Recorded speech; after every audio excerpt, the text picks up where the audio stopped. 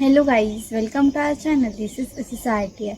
सो आज है 18 मई 2025। आज से ठीक एक महीने पहले वी लॉस्ट आवर दादी। सो ये एक छोटी सी वीडियो हम सबकी तरफ से उनके लिए। सो जो भी कुछ हुआ ना गाइस, हमारे लिए पूरा जगह था। पहले उनका 82 ईयर्स था, बट वो बहुत ही फिट थी।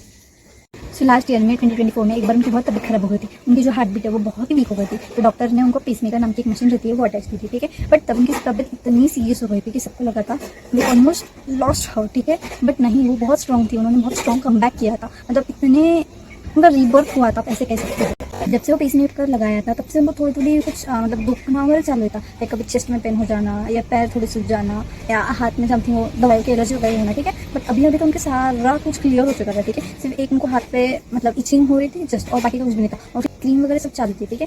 सो 2025 जैसे ही स्टार्ट हुआ था ना, हमारे लिए सभी हैप्पी चीज़ें हो रही थी। मेरा बर्थडे अच्छे से चला गया। देन मेरे दोनों दीदियों का रिजल्ट भी अच्छा आ गया। दीदी की जॉब वगैरह लग गई। मेरा भाई का 10th का एग्जाम वगैरह हो चुका था।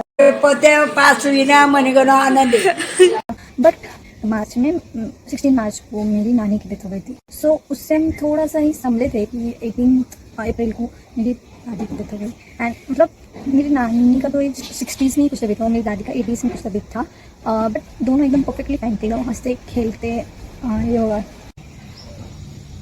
लाइफ बहुत स्मूथली चल रही थी दादी की। हाँ, थोड़े थोड़े कुछ दुखना वगैरह चल रहा था। बट बिसाइड्स दैट 16 को यू नो व्हाट, मेरी बुआ आई थी घर पे। 2 घंटे उनसे बातें वगैरह चल रही थी दादी की। मेरी बुआ की लड़की की शादी है, तो दादी ने जो भी प्रिपरेशन करके रखी है, लाइक उनकी बैग वगैरह पैक करके रखी है, उनको क्या क्या गिफ्ट वगैरह देना वो सब निकाल के रखा, वो सब बुआ को दिखाया। उनके पत्रिका दी दादी को, उन्होंने इन्विटेशन कार्ड रखा है ना, वो सब दिया, ठीक है। अच्छे से चल रहा था। 17 को भी सुबह उठी, चाय नाश्ता वगैरह किया। उसके बाद दुकान में आके 2 घंटे पापा के पास गली में के जो भी लोग हैं उनसे मिली। फिर घर में आए, उनके बाल वगैरह कर लिए, खाना वगैरह हो गया दोपहर का। फिर नहाई। वो उस दिन तो उन्होंने मतलब समथिंग थोड़े कपड़े भी धोए थे उनके खुद के, ठीक है। और फिर उसके बाद शाम को सोई। रात में उनको थोड़ा सा हाथ में पल्ला मतलब बेड रहता है ना, उससे समथिंग मुझे लगा था, पर ठीक है, ज़्यादा भी नहीं लगा था। तो टिप वगैरह लगा तो ये हो गया। तो क्या हुआ था गाइस, रात में हम सब अच्छे से सो गए थे। तो 2:30 to 45 के बीच में दादी ने पापा को उठाया। उनको वॉशरूम जाना था, तो ठीक है। फिर हाथ पकड़ करके पापा वहाँ तक लेकर गए। फिर वहाँ से लेकर आए, बैठाया उनको।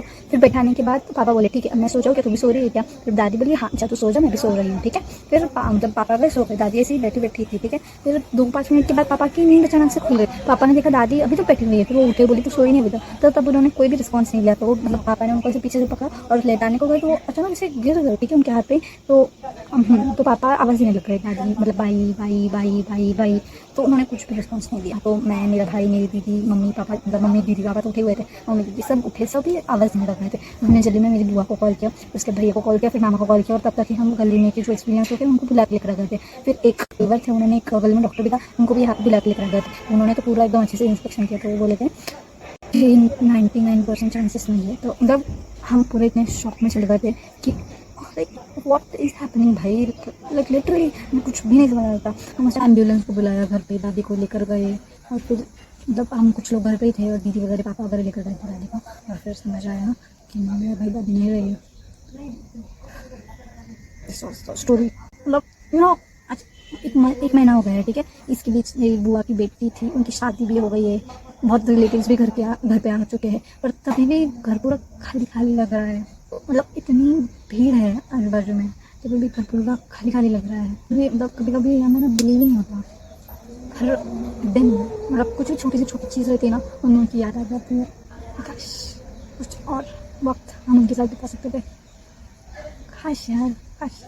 यदि हम सब कुछ छोड़ के चले गए, इस बात का दुख हर पल पूरी लाइफ टाइम हमें रहेगा। सिर्फ एक बात का ये कि जाते वक्त उनको ज़्यादा स्ट्रगल नहीं, मतलब वो बिस्तर पे पड़ी नहीं हुई, या बहुत लोग नहीं कि पैरालाइज वगैरह हो जाते हैं, उनके हाथ पैर मतलब बहुत परेशानी होते हैं। ऐसा कुछ नहीं हो जाती, एकदम हंसते खेलते चलते। उनका खुद का जब तक वो सब कुछ कर सकते थे ना, तब वो चले गए। आपको पता है जब मेरी जो दादी है ना, उनकी बचपन से लाइफ बहुत ही मुश्किल थी। 12 की एज में शादी हो गई, 16 की एज में बच्चे हो गए, 23 की एज में मेरे जो दादाजी थे वो भगवान के पास चले गए थे। और तब उनके सर पे छत भी नहीं थी प्रॉपर, मतलब सिर्फ वो, मेरे पापा सिर्फ 9 मंथ के, और उनकी और 3 डॉटर्स थी, ठीक है। उनको ही पता, मतलब उन्होंने इतने मुश्किल से मुश्किल समय कैसे बीता होगा। उनकी पूरी लाइफ इतनी स्ट्रगलफुल थी, इतनी स्ट्रगलफुल थी ना, कि बस सच में उनको हैट्स ऑफ भाई। इतना स्ट्रगल उन्होंने किया है, और इतने मतलब अभी उनके जो भी सारे बच्चे हैं उनको उन्होंने एकदम बढ़िया से बढ़िया लाइफ की हुई है। उन्होंने खुद का एक जो भी बिल्डअप किया है, सब एकदम बेस्ट टू बेस्ट है। Such a no super lady, ideal person in our life, strongest women मैंने मेरी लाइफ में देखी हुई है। सो यार दादी, we love you so much and will always miss you forever in heart. घर उदास हो गया है तुम्हारे जाने के बाद, हम जी रहे हैं इन दिनों तुम्हारी यादों के साथ। तुम्हारा होना घर में रौनक की तरह था, तुम्हारा जाना रंगतों के रूठने की तरह है। मैं जानता हूं कि यह दस्तूर है दुनिया का, पर दिल यकीन करने को तैयार ही नहीं है कि तुम चले गए हो हमें छोड़कर।